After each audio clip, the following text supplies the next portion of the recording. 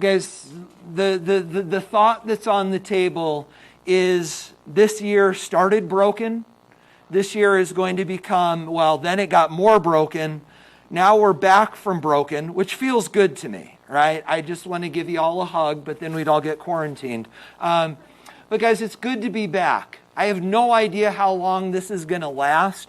But even if this lasts, we're losing 9 days this quarter. And if we stay on this after Christmas, which we don't know, it's going to be 9 days every quarter until we get to the end of the year. So then we have to start having serious conversations about the AP test. And guys, I don't want to do that now, other than to say your AP teachers are aware of this. And we appreciate that this is a balance, that at some level, we need to be respectful of what this process is all about, which is not just about the content, but it's also about the tests. For some of you, the tests are very important because it means, well, cheap college credit. And so we need to honor that, but we also need to be open about this. So guys, understand your teachers are talking about this. We had a big AP meeting 2 days ago where that was the topic of conversation. We'll talk more about it. But guys, understand, I'm bringing this up now, not because I want to do a deep dive on it, but because I'd like you to be thinking about these things as well. Eventually, this will become conversational. But for now, I just wanted to make you aware that your AP teachers are thinking about these things, and we will develop these thoughts together as we go. So anyway, guys, we're back, and we're going to start chapter 6 today after the bells stop ringing. Guys, anything right now you all need to talk about before we dig in and get going? To me, I'm just excited to get going. Go ahead. It's a great question. So guys, the question on the table is, what are Wednesdays going to look like? Do you guys understand what's going on with Wednesdays? You're okay. So guys, Wednesdays are set aside as days to work with online students. The district has said that on these days, you are still students. That you still have a 5-day school week. It's just that Wednesdays are not here. And they've laid out some general ideas about what that means. They've laid down some restrictions on what your teachers can do. They're suggesting no more than 30 to 40 minutes of work in any particular class on these days. At that meeting where we talked about what is AP going to look like this year, it was one of the things we talked about. And the English, and I don't want to put words in people's mouths, but the English teachers were talking about using it as a time to allow you to edit and pre-write and move through things like that. And Mrs. Harward in environmental science was talking about, I'm going to give the kids supplemental projects that they can work on and things like that. And the thing that I kept hearing from these teachers was, my class is non-linear, and therefore I can just sprinkle in stuff. And I was like, that's not us, right? It's not like we can go, okay, guys, today we're going to talk about wave mechanics, and hey, let's just throw in Planck's constant and see if you can figure out the energy changes associated with electrons getting excited in the Bohr model of the atom. Like we can't just, there's no fluff. There's no projects. It's all material that falls after material. So guys, with that said, my intention right now is to leave your Wednesdays alone. I frankly don't know. I can't imagine. I don't want you to sit at home and watch screencasts of stuff that you should be learning in person. So my intent right now is that Wednesdays don't but then you're going, crap, now we're going to be like way behind at the end of the year. Guys, I'm starting to look at some calendar stuff. We'll still have you ready for the AP test in May. We're going to be okay. But my plan right now is to not have you do things on Wednesdays. So, Ronnie, you were going to say something. Was it that? So, guys, if you're sitting there going, wait a minute, I don't have anything going on Wednesdays, and I'd really like to try to maximize my time, I'm certainly open to that conversation because, guys, again, this is a fluid moving thing, and we need to talk about it together as we go. So other things you all want to talk about? Looking back, looking forward? You guys, yeah? So is lab still going to be shot or...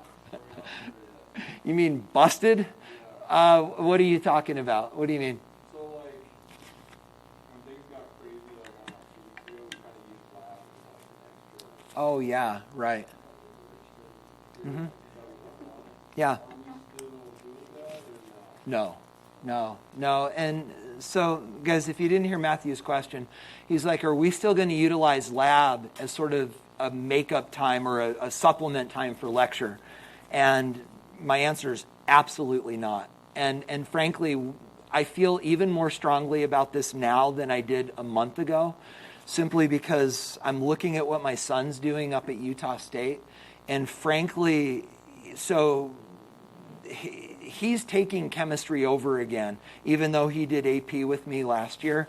All of his classes, regardless of his AP scores, in his major, which is science, he's taking again. And it's interesting talking with my son. He's like, Dad, lab is saving my butt right now because nobody in this class knows how to write up lab work. And my TA can't say it because labs are taught by TAs.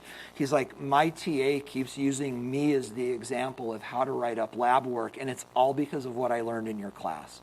But the lab class, not lecture, and so that's, so no, I absolutely not. We are going to keep lab, and we're if anything else, we're going to invest more deeply in that because I'm really seeing the value in it down the road. So no. Guys, anything else? Okay, there's one more thing that I'd like to mention, and then we're going to dig in, and it's simply this. So the beginning of the year started, and I talked with you about this idea that, guys, expect your test scores to be bad. Understand that the rewrite process brings this back together. Trust me, you're going to be protected. You remember talking about that? And some of you, I think, feel like I violated that trust. And I want to talk with you about this as a group with the hope that this leads to conversations with individuals. Guys, I fear that there was a misconception, and I want to talk about it. When I said, trust me, you will be protected, my intent in that was not to say you're all going to get A's. My intent in saying that was that you're in process and that your first scores on tests are not your grades in the class. And rewriting and doing chapter summaries and staying current in your homework pads your grade. But from getting emails from several of you, I didn't feel attacked. I felt like you felt like I had betrayed you. And so, guys, in as much as I didn't speak as clearly as I could have, I'm sorry. But, guys, I'd like to bring us back to the bigger conversation. And we talked about this last year, and we'll say it again really quickly, and then we're going to get into chapter 6. Guys, in my world, grades are a reflection of two things. Do you remember what they are from last year? Mastery of content, quality of work when it was due. And, guys, that doesn't change. I would love to talk with you. If you got your grade for first quarter and you were like, wait a second, hold on a minute here, what happened? Even if that conversation is simply, Knappenberger, I thought you promised me something and you didn't follow through. Guys, you know that I care about you deeply and I would love to engage in these conversations with you. But understand the conversation needs to expand beyond just, I feel like you promised me an A. But I'd love to talk with you. And guys, I pray that you know that I'm open to conversation and I'd love to sit down and chat. So if you'd like to explore your grade from first quarter, let me know. Thoughts there? We good? Okay. So guys, open up to chapter 6. Grab your books. All right. So guys, specifically what I'd like to do is I'd like to have you open up in chapter 6 to, wait for it. Guys, please open up your books to page, let's go 224.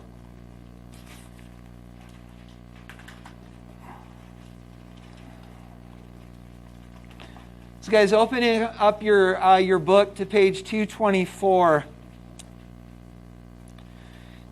Inasmuch as you feel familiar with the pretty blue and pink pictures, guys, it leads us not to cycling trophies, but it leads us to all of this stuff, right? This magic idea that electrons are not particles, that electrons are probabilities, and that electrons move in and out of existence in spaces that do not look like orbits. They look like orbitals. And some of them, oh boy, this could go horribly wrong. Pray for me. Okay. And guys, Emmy and Gracie. And guys, some of these are spherical, and some of them look like figure eights that we call dumbbells, and they get bigger and bigger and bigger and more complicated, and we have the S's and the P's and the D's and the F's. And guys, if you're like me, as you learned this last year, you went, dang, that's really interesting and cool. But guys, if you remember the way that we taught this stuff last year, we just jumped into it with both feet. We did the flame test lab, and we talked about electrons moving up and down and releasing energy in the form of light. And then we developed the Bohr model. And, well, here, I can bring it up here. Then we developed the Bohr model, and then we ripped the Bohr model apart. Remember this? And we said, no, electrons are actually like this, and they're not like that, and they're like clouds. And then we got into all of this really rich, interesting stuff, right? But guys, you'll notice all the rich, interesting stuff doesn't start until page 224. So if I was using this book to teach general chemistry, which would be a huge mistake, guys, we would have started on page 224. Now let's go back to the first page of the chapter. Guys, as you go back to the first page of the chapter, you will notice that it's not a picture of an atom. It's a picture of what looks like Las Vegas, only maybe in, like, Tokyo. Doesn't that feel like Japanese, that street? I don't even know where it is. Does it say? I don't know. But guys, at any rate, my question to you is this. As you page slowly through chapter 6, moving back to page 224, guys, this whole chapter is about electrons. But the bulk of the beginning of this chapter is not about electrons. What is it about? Waves and light. Why? Guys, why? Why on earth would we start a chapter that culminates in all these really cool ideas about electrons and spaces and probability and orbitals? And guys, why would that chapter, which is headed here, start with waves and Las Vegas neon signs? Sure. So the concepts hinge on each other, but can we go deeper into those connections? Go ahead, man.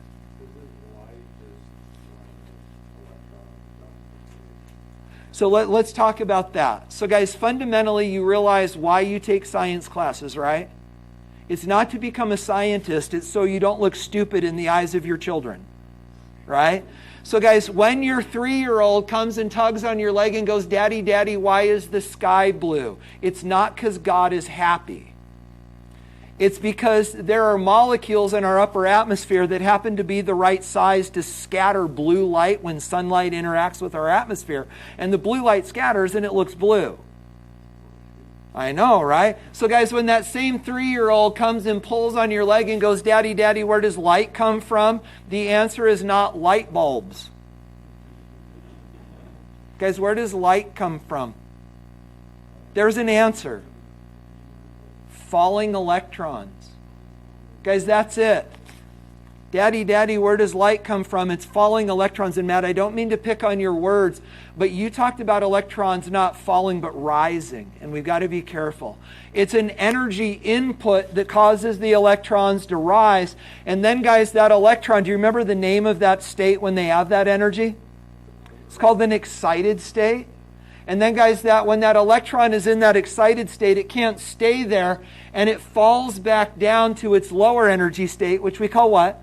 Ground state. And when it does, that falling process, as it goes from higher to lower, re-releases the energy that moved it up in the first place in the form of light. So, guys, atoms are fundamentally energy processing units. Heat goes in, light comes out. Electricity goes in, light goes out. Radiation goes in, light comes out. Guys, light goes in, light comes out. So it doesn't matter what kind of energy you put into an atom, that energy, whether it's heat or electricity or radiation or even light, that energy will cause the electrons to excite, but they can't stay there, and when they fall, they then release that energy in the form of light. Do you remember that? So now, guys, let's go deeper, Donnie. What are those connections then? Why light if we're trying to go there? What's the connection? Say it again. Okay, now let's talk about color. So what does color have to do with this? So color's related to wavelength and frequency and energy. Guess what we're going to talk about today? But guys, what does that tell us about atoms? Let me do this. Spencer, you're about to lose your chair. Don't be scared. Here we go. So guys, do this with me. It's stupid, but play along. Close your eyes, please. Okay, so here's what I'm going to do. I'm going to take my book and I'm going to drop it twice. Yeah, we did this before. I'm going to drop it twice. The question I'm going to ask you, first or second, which one fell from a higher level? Ready? Here's one. And then here comes two. Which one fell from the higher level? Second one, right? How did we know? It was, you heard me get on the chair. Darn you. Therefore, the theory has been disproven, and Schrodinger's an idiot. So guys, how do we know that the second one fell from a higher level? It was louder, but loudness, right, it's energy. Because it's literally work being done on the air, right? And so it's loud for us as a reflection of energy. And the farther something falls, the louder, the more energy that's released.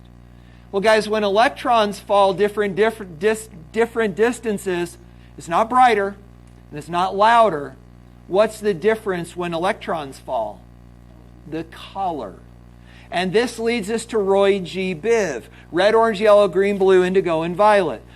Red light is low energy light, short falls. Violet light is high energy light, longer falls. And guys, we can actually figure out, literally, how far the electron fell based upon the color of light that it releases. And guys, in lab next week, we're actually going to do this. We are going to break out, this is by far my favorite lab of the year.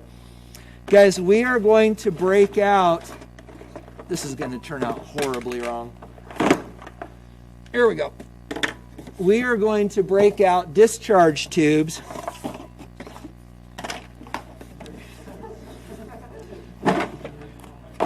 We're going to break out discharge tubes, and we're actually going to take the electrons and elements, like this one is helium. We're going to take these electrons and we're actually going to excite them and let them fall. And then we're going to take the light from these falling electrons and we're going to pass them through a prism. And by calibrating this prism, we can actually figure out how much energy is associated with these electron falls. And by knowing the energy associated, we can figure out how far they fell. By knowing how far they fell, we can know what energy level did they start in, what energy level did they fall down to, and we can use that to figure out the electron structure of any element on the periodic table. Now guys, the thing that's cool about this is the math is simple division. The math is like stupid easy, but the implications of it are fascinating. So, guys, let's then pull this conversation full circle and let's dig into this. So if we're talking about electrons, why do we care about light? Why do we care about the beginning of the chapter? And guys, the answer is because that was our first glimpse into what these electrons are doing. Because when they rise, they absorb energy. When they fall, they release energy. And by studying the energy that they release, we can figure out how far they're falling, and we can then go back and use that to map what the electrons are doing. You get the idea? Okay, so guys, this then is our goal for today. Fundamentally, you need to have a basic understanding of waves, and somebody mentioned this idea that color is tied to frequency, which is also tied to wavelength, and we're going to do this connection between frequency, wavelength, and energy. And then to wrap up the day today, guys, we're going to talk about a really interesting idea that Max Planck proposed, and it's called quantized energy. It's kind of cool. And it's a great jumping off point for the rest of this chapter. So you guys ready to dig in? Okay. So guys, in order to start the conversation, let's start by talking about some waves. So guys, when we talk about waves, we do this, and you don't need to write this down, but this is the bridge, right? Guys, why do we care about waves? Well, we care about waves because that's our window into a lot of what electrons are doing. But more specifically, guys, our window is light. So we're going to talk about light. So guys, light is a form of what is called electromagnetic radiation. Obviously, when you read electromagnetic radiation, you understand that electro speaks of electricity and that magnetic speaks of magnetism. And if you don't understand this from physics, guys, those two are inseparable. Pass a current through a wire, you get a magnet. Pass a wire through a magnetic field, you get a current. That's how we generate electricity. We spin wires inside of magnetic fields, and that's how we generate electricity. Guys, electricity and magnetism are inseparable. So when we talk about light, this is a form of electromagnetic radiation. But guys, when we talk about electromagnetic radiation, we got to talk about waves.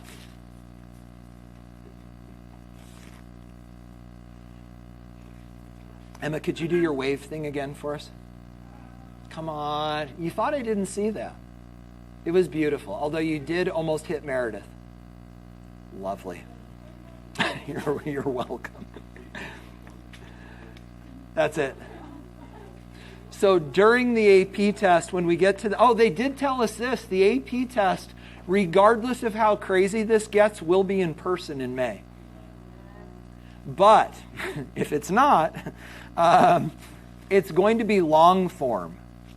It won't be this 1 or 2 question thing. It's going to be a full test. So you guys know how we know this, right? I think I can tell you this. Miss Packer. Oh, yeah. Do you know this connection? It's her brother, right? He's like the king of all AP stuff. Like if you watched any of those Zoom meetings when this was all getting crazy last spring, that was her brother.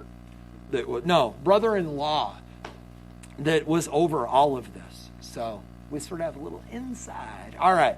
So guys, when we talk about these waves travel through a vacuum. That's weird. Sound cannot travel through a vacuum. Sound is air being moved by energy. Well, guys, that's not the case for electromagnetic radiation. It doesn't need a medium to pass through. It actually will travel through a vacuum. And guys, it travels at what we call the speed of light. And the speed of light is this. And this would be a good time to find it on your AP equation sheet. Let's go do that. So guys, you'll find this on page 3.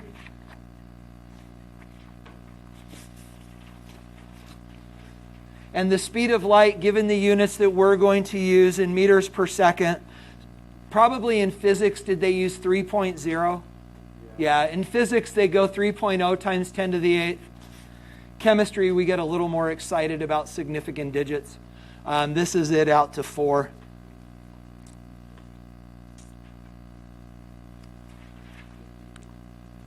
So So guys, you ready for deep thought?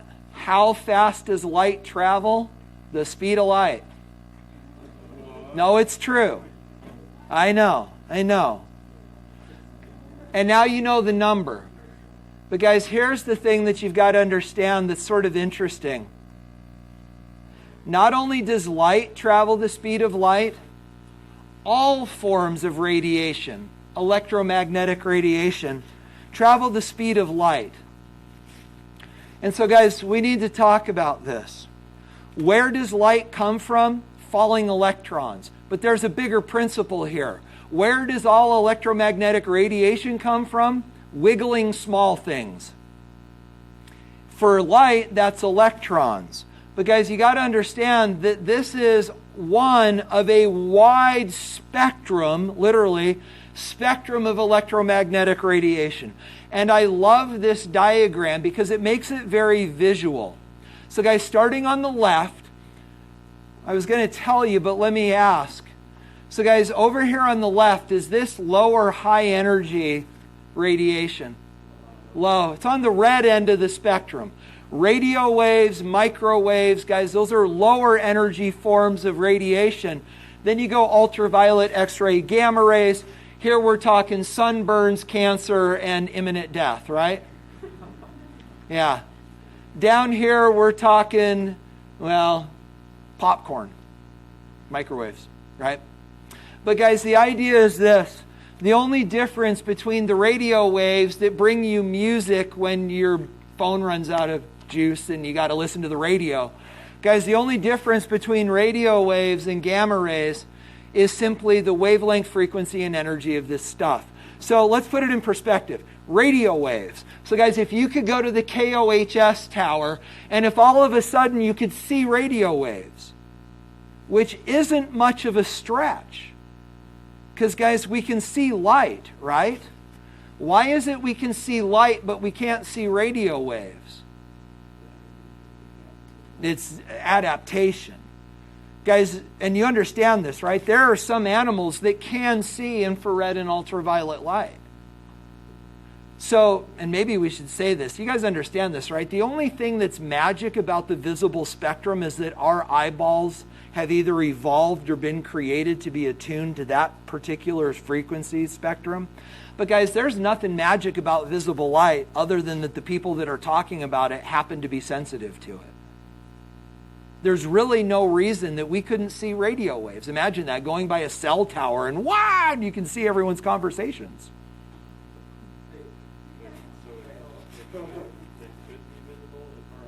Well, this is where the mechanics fall apart, and here's why.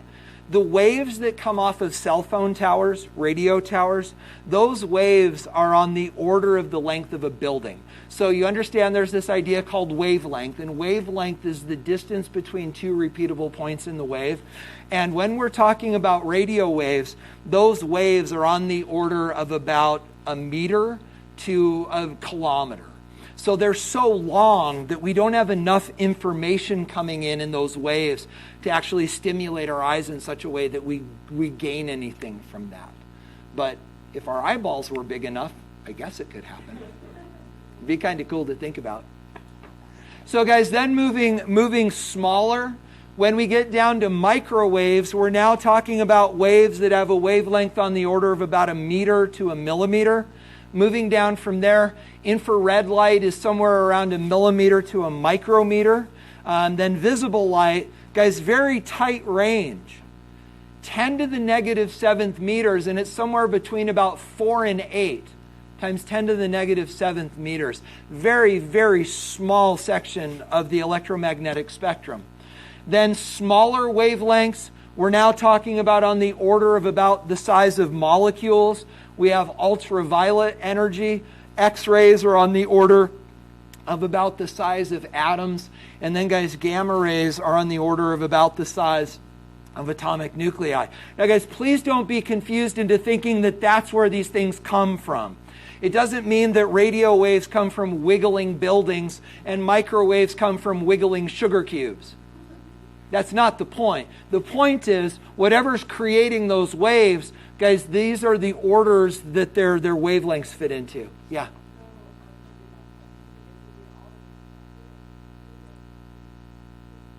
Oh, absolutely.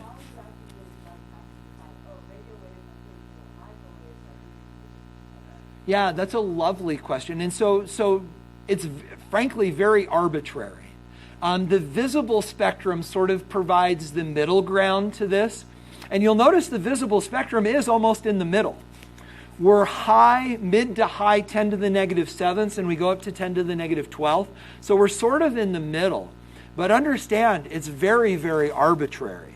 The thing that's weirder than that, though, Ronnie, is that all of this stuff down here is owned by the federal government. You guys know about this, right? The Federal Communication Commission. Guys, the federal government owns all of this frequency bandwidth from visible light down. Why do they do that? So T-Mobile doesn't step on AT&T's toes when they set up cell towers. Guys, they literally sell bandwidth within the electromagnetic spectrum for us to use this for communication purposes. And the last thing that you want is somebody to flip on their microwave and everybody's cell phone shut down. So they've literally said, this is the wavelength range in which microwave ovens are going to work, and everybody else stay out. But you guys know this, right? There's a device in your house that's very, very close to that range of wavelengths. Wi-Fi routers. I don't know if you've ever done this, but if your Wi-Fi router doesn't work, one of the first things the tech will ask you is it close to your microwave oven? Because guys, sometimes they're close enough that microwave ovens will actually talk over your Wi-Fi router and it shuts your Wi-Fi down. Yeah, it's interesting stuff. And actually, guys, it's very expensive. It's kind of like water rights. That if you can buy a frequency within, you can actually turn around and sell it. They auction off space in these things, especially now that we're moving to 5G, because 5G actually talks on a very, very small band of this spectrum. And guys, there's fights going on right now for who gets that band of energy where 5G happens. It's a big deal. It's part of their, you know this, right? T-Mobile and Sprint collapsed together. Part of it is because we're running out of spectrum. Isn't that interesting? Yeah. Absolutely. And that's the whole idea here, is that the FCC limits that. And so like if you, I don't know what radio stations people listen to, but my daughter listens to like 94.9 or something like. So somebody sold, whoever 94.9 is, that very, very tight band of energy, which is 94.9 megahertz. And it sits somewhere in here, well, down in here, and they own that. And nobody else within, and there's actually distances. There's not another 94.9, I think it's for like 200 or 300 miles, because that's the effective range at which they can transmit. And so this is all very tightly regulated. Yeah, it's interesting. So go ahead.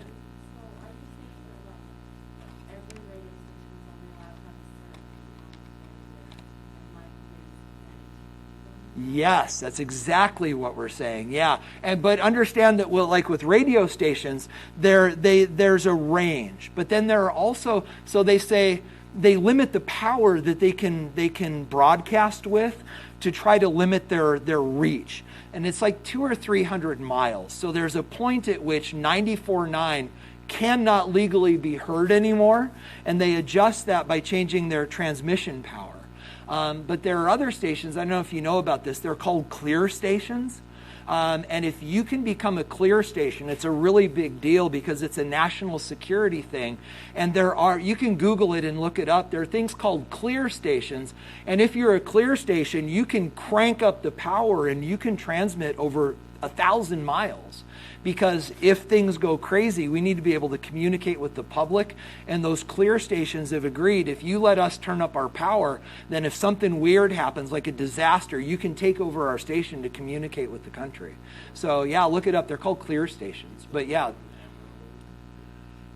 They would send out Amber Alerts over those, but I don't know that you don't need an Amber Alert 1,000 miles away. So they tend to do those over other means. So you guys getting the idea here about all of this? Are we good on this range or spectrum? Yeah.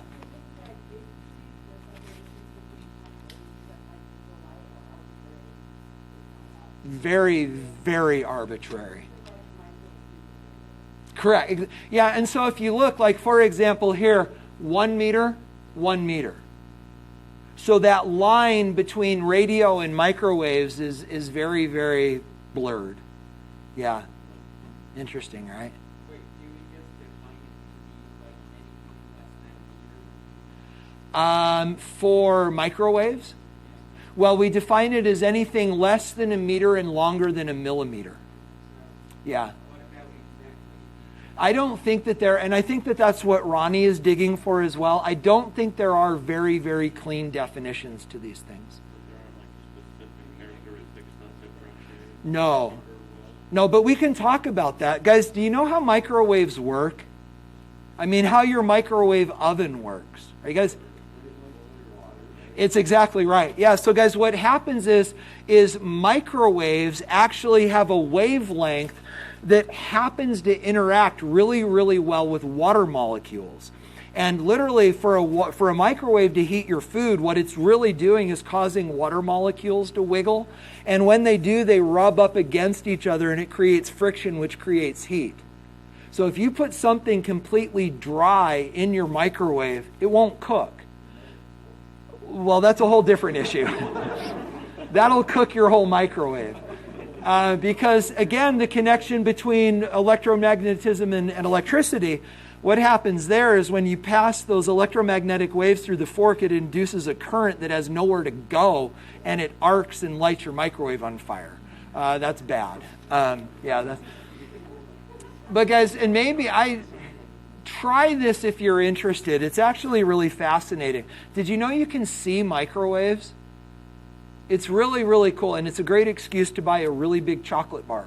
I'll explain it to you briefly, and then we'll move on. But guys, you can actually do this. Grab your microwave, and you know how they have the turntables in the bottom that spin? You have to be able to shut it off. Because realize these microwaves are not evenly distributed through the cooking space. That's why you have that table, because it keeps the food moving through the variations in the microwaves. But guys, what you can do is shut that turntable off, and then take a really, really big, like, you know, those big, gigantic Hershey bars, set it in the microwave with the turntable off, and turn on the microwave. And actually what you'll see, you can't let the whole chocolate bar melt because it'll just turn into a puddle. But you want to microwave it long enough that it starts to soften.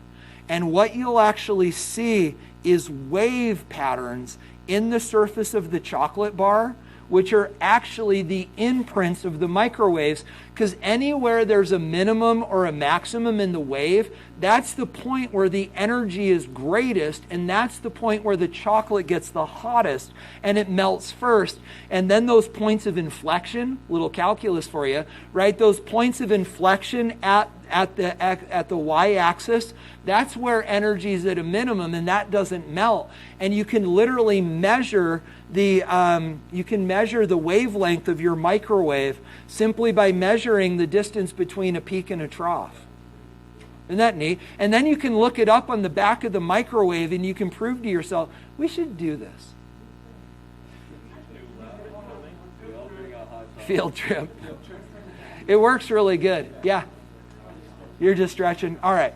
So guys, you good on this idea? Is this sitting okay? All right. So guys, let's move along then. And we need to then dig into this a little bit more deeply. Please be careful here, because this tends to create confusion. Same information, electromagnetic spectrum, but guys, you'll notice that there's a difference between this and the graph that I showed you previously. Do that again, Emma. It's flipped backwards. Please be careful. Remember, previously we said low energy radio waves were on the left, right? Left, yes. And now it's backwards. Okay, so guys, now low energy is down here and high energy is down here. But this actually brings out the electromagnetic spectrum proportionally. The visible spectrum proportionally. Guys, it is a very, very, very small region of the electromagnetic spectrum. It's important to us for a couple reasons. One is because this is the energy that electrons release.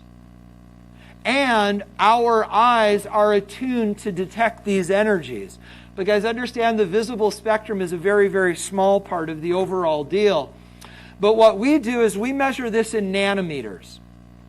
Let me grab my writing utensils, because guys, this is a thing that people tend to get confused about. And I find that now is a great time to talk about it. You don't need to necessarily write this down, but let me make the point. So guys, you may remember that we talked about this idea that the visible part of the electromagnetic spectrum is on the order of 10 to the negative 7th meters. But what we do is we tend to think about this in terms of nanometers, which is actually 10 to the negative 9th. So it's 100 times smaller. Nanometers are 100 times smaller than the range that we think of this being in meters. But then guys, notice what happens to these numbers. They're measured in hundreds. So the idea is this. The visible spectrum is in the range of 10 to the negative 7th meters. But instead of us saying 5, 6, 7, 8, 9 times 10 to the negative 7th, what we do is we talk about 400, 500, 600, 700, 750 nanometers, which is 10 to the negative 9th. So we tend to talk in nanometers, which is on the order of 10 to the negative 9th. And then these numbers, instead of being 4, 5, 6, and 7, are 400, 500, 600, 700. So guys, as we get into the math of this later, it's going to be important when you do the math that you not do it in nanometers, that you do it in meters, and we'll talk more about those conversions later. Bottom line is, many times they will give you wavelengths in nanometers. Be careful that you need to move them to meters when you do the math. So, you guys good on these ideas? Okay, now let's do this. So, guys, it seems like you're all comfortable with this idea of wavelength. There's the idea, and even if you haven't taken physics, you understand that waves go like waves, and the distance between two repeatable points is called a wavelength. Well, guys, now we need to talk about frequency, and then we'll define both of these terms. So when we think about waves, we certainly talk about the wavelength. How stretched out are they? Because we also talk about frequency. Do you understand frequency, or should we chat about it quick? Quick refresher. Guys, imagine that if you've ever been to the coast, the ocean. And guys, imagine you're sitting on the beach and you close your eyes and you can hear the waves crashing in. And for some weird reason, you start a stopwatch and you start to count the waves. And you time it for a minute and you're like 1 wave, 2 wave, 3 wave. And over the course of a minute, you count 9 waves. Well, guys, what you just established is the frequency of that surf. And it's 9 waves per minute. You understand frequency? But understand, when we're talking about light and electromagnetic energy, we're not talking about 9 waves per minute. We are talking about things on the order of 10 to the 20th waves per second. Right? So 10 with 19 zeros after it. Waves per second. So when we're talking about gamma rays, we're talking about holy stinking smokes. Right? But guys, even down here at the lowest energy radio waves, we're still talking about 10,000 waves per second. Do you get the idea? By the way, an interesting little thought. Do any of you actually listen to the radio? You don't have to be embarrassed. I know. So, do you understand that most of the radio that you listen to is FM? Yeah, FM? FM? Guys, the question is this. How on earth do radio waves carry information? Well, FM tells you. It stands for frequency modulation. And so, like KOHS, which is an FM radio station, how do they send music to your car radio? Well, the answer is what they do is they modulate or change the frequency.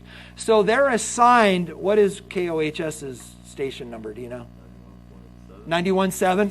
So guys, what that means is that KOHS's radio station has been assigned 91.7 thousand cycles, waves per second. 91,000 waves per second. It's megahertz.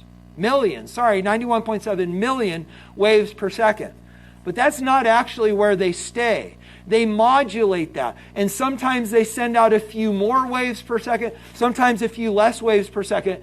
And those speedings up and, thank you, those speedings up and slowings down communicate information. So they're going wiggle, wiggle, wiggle, wiggle, wiggle, wiggle, wiggle, wiggle, wiggle. And they're sending information by modulating how fast those waves come up. Sometimes there are a few more waves per second, sometimes a few less waves per second, and that communicates information. We call it frequency modulation.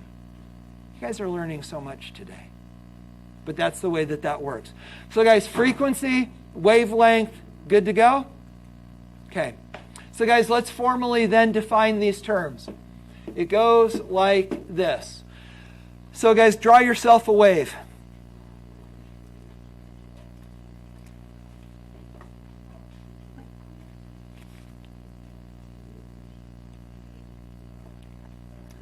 Draw yourself a wave. Do you guys find this stuff interesting? I think this stuff is interesting. What's your question?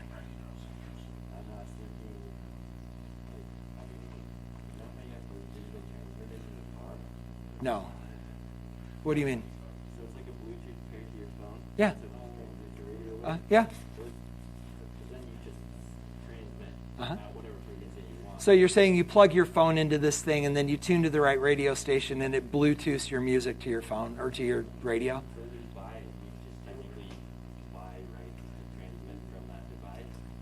Yeah, so guys, Daniel's asking this question. Have you guys seen these little, it's a little thing that plugs into your cigarette lighter and you connect your phone to it through Bluetooth, and then it's a little radio transmitter that then you can tune your radio to that station, and it allows you to like Bluetooth to your radio if you don't have a Bluetooth adapter or a Bluetooth setup in your car. So when you do that, you're not doing anything. You're just buying a gadget. But whoever made that gadget has gone to the FCC and they've said, can we transmit on whatever this frequency is?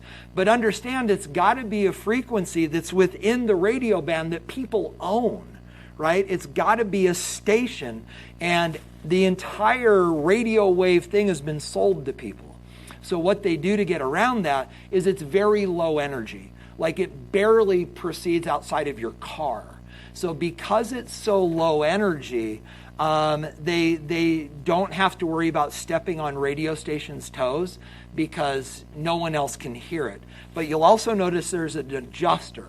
So it can't just be one radio station, because if this thing only does 94.9 and there's a 94.9, the strength of that will override whatever you're doing. So they give you 4 or 5 different choices, hoping that one of those radio stations, there isn't actually a station in your area, and then you can get it to work.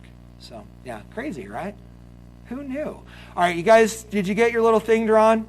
Okay, so guys, with this done, we need to now put a finer point on these ideas. So when we talk about waves, we describe them by 2 factors. The first one is wavelength. And guys, you do want to write this down. At least you need to know the abbreviations. So guys, wavelength is abbreviated lambda. It looks like this. It's like an upside down, leaning the wrong direction Y. That is actually the lowercase Greek letter lambda. Uppercase lambda looks like an upside down L. But this is lowercase lambda. And guys, this is wavelength. The definition of this is the distance between 2 repeated points on a wave. And guys, it is always measured in the units of length. For our purposes, that will be meters.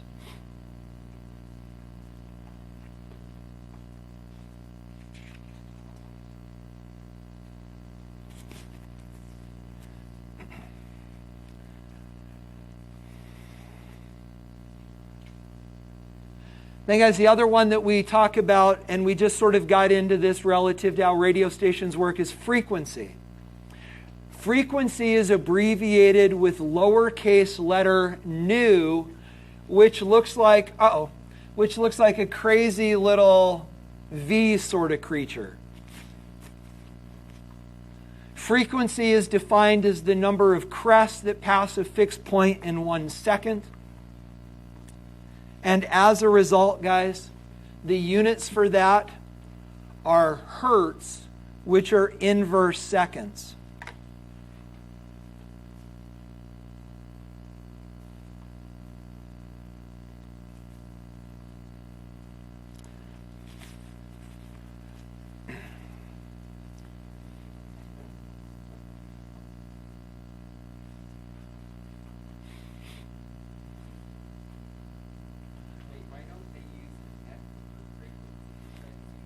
Because that'd be too easy. It's the same reason we use C for heat and Q for enthalpy and... Correct, right. Which actually, Spencer, brings us to a really good point. Guys, grab your AP sheets, find these. Importantly, notice the difference for V, which is velocity. And, oh wait, they pulled that equation out.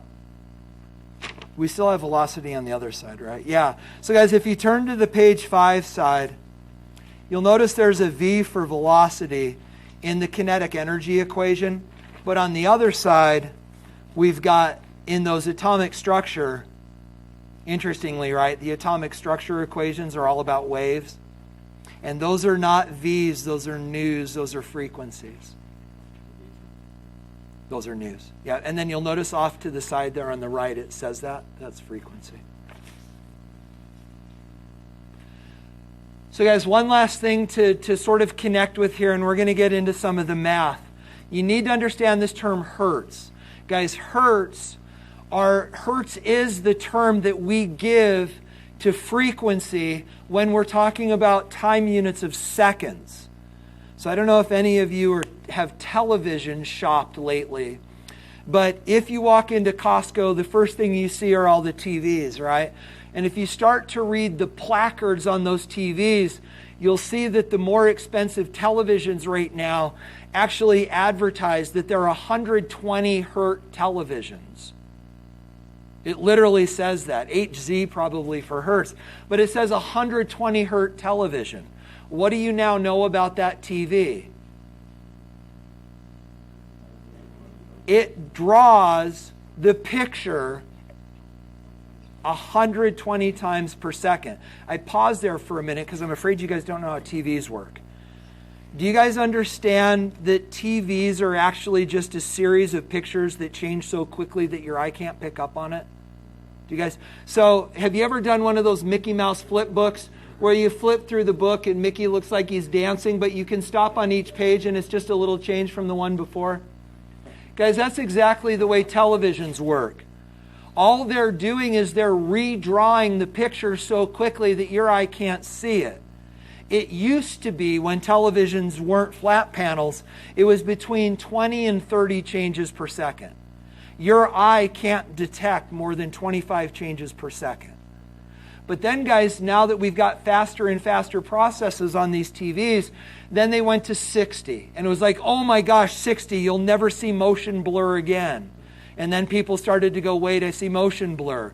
So now we're up to 120 hertz TVs, and it's really hard to pick up on. Sometimes you can if things are moving really fast or really slow. But guys, that's all a TV does. It's called the refresh rate. It's the number of times it's redrawing the picture, and now we're up to 120 times a minute or a second. You guys know this stuff? Yeah. What were you going to say? Yeah, and then, yeah, that would be bad. All right, so guys, you're probably picking up on the idea that we're not going to get done with stuff today. That was my intent. One is because this is a really great way to reconnect with material, and frankly, I find this stuff interesting. What we are going to do is we're going to move into one mathematical process, and then we're going to stop, and then we're going to pick up from here next time. In addition to that, next time, I'm going to give you your test from first quarterback. We're going to spend a little bit of time and do that. And then after that, I know I said I'd love to talk grades with you guys. I'd like you to wait until after I get you your test back, because you don't have evidence of your work before that. So, guys, with that said, let's bring these together. Ready? Follow the laser. Wavelength. What are the units? No. That's the what the units are meters. Frequency. What are the units? Hertz, which are inverse seconds. So, guys, watch my hands. Meters, right? Inverse seconds. What happens when you bring them together? Meters per second, which is what? Velocity. Guys, when we bring these two things together, the product of frequency and wavelength will always be velocity or speed.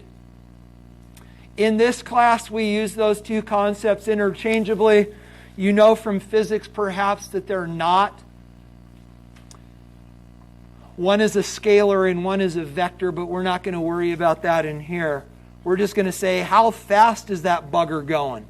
So, guys, I hate that. So, guys, it goes like this. And this is, again, how we're going to wrap up today. So the idea then is this. When we bring lambda and nu, wavelength and frequency, when we bring those together, we get speed. But if we look at this in terms of units, speed is equal to wavelength in meters, frequency in inverse seconds. You bring those together, and it's inverse seconds. Well, it's meters over inverse seconds. It's velocity. But guys, here's the interesting thing. Speed of what? Speed of electromagnetic radiation, and all electromagnetic radiation travels at the speed of light. And that's where we get this. C is equal to lambda nu. C is the speed of light. Lambda is the wavelength. Nu is the frequency. And you will see that that is the second equation that you've got in your equation sheet for atomic structure. So guys, we're going to solve this as a jumping off point for what we're going to do next time. So guys, it goes like this. Have you ever, do you guys know this about Orem, right? Every elementary school has a public park. Maybe you haven't noticed that, because every elementary school in Orem, by city ordinance, has to have a park next to it. And if you've ever played in these parks, you know that they've got basketball courts. And if you've ever played there at night, under those really big lights that they hang in public spaces, have you ever noticed that the light kind of has a yellow tinge to it? Guys, that's because these are what are called sodium vapor lights. Literally what they do is they take a really big light bulb and they charge it with sodium. But it's under a very low pressure, so the sodium is actually in its gas phase, and they pass electricity through it, and cause electrons of the sodium to excite and fall. And when they do, they re-radiate that energy in the light as a yellow cast because of how far the electrons are falling. Here's the question.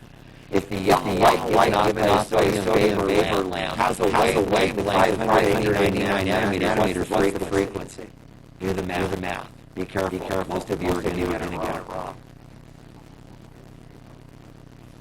We'll see if you were paying attention to what I said a couple of slides ago. Guys, if you're already poking your calculator, shame on you. Write down your equations. Because we're building habits. It's like shooting free throws. If you're a basketball player and you're in practice, and if you decide that when you shoot free throws in practice, you're just going to huck it at the net and hope, guess what you're going to do in the game? Huck it and then miss. Yeah. You want to practice like you play. So guys, we're going to write down equations. And we're going to go C is equal to lambda nu. Isn't that fun to write lambda? Feels good. Now guys, we need units. We need numbers. Is it 2.998 or 989? 998? 2.99 times 10 to the 8th, right? It's been a while. Meters per second is equal to, we have the wavelength. If you write down 589, you're done. Because guys, it's got to be in the units meters. So this is 589 nanometers. So guys, all we're going to do is this. We're going to leave it ugly and go 10 to the negative ninth. That's all you got to do. And then frequency, we're going to call X. And now we do the math. So guys, we've got 2.998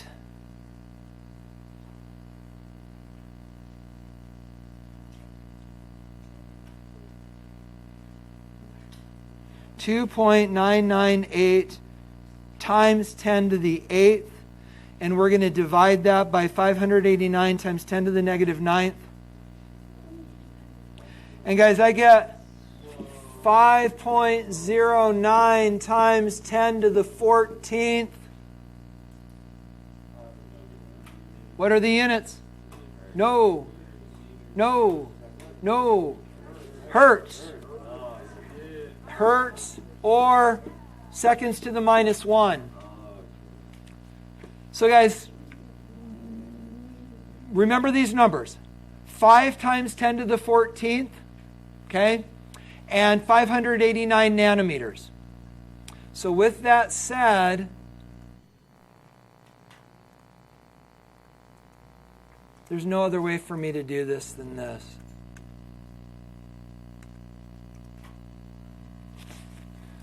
So what was our frequency? 5 times 10 to the 14th. So guys, let's look. Frequency is here, and we are on the order. Here's 10 to the 15th. Here's 10 to the 14th. Right in the middle is 5 times 10 to the 14th. So we're right in the middle of the visible spectrum. Now, what was our wavelength? 589. So here's 500. Here's 600. So about there. So guys, we are in the middle of the yellow range of the spectrum, and our frequency numbers line up as well. So guys, understand, they don't expect you to be able to make these connections between color. They don't expect you to memorize this. And the test isn't in color, so they're not going to have you interpret this. But understand, it does line up. So guys, with that said, you are going to do what of this you can. And then we are going to come back on Monday, and we are going to look over your graded tests from first quarter. And then we are going to talk about this idea of photons and Planck's constant and quantized energy. So guys, let's call it a day for today. Again, solve what of these you can, and we'll get back together on Monday.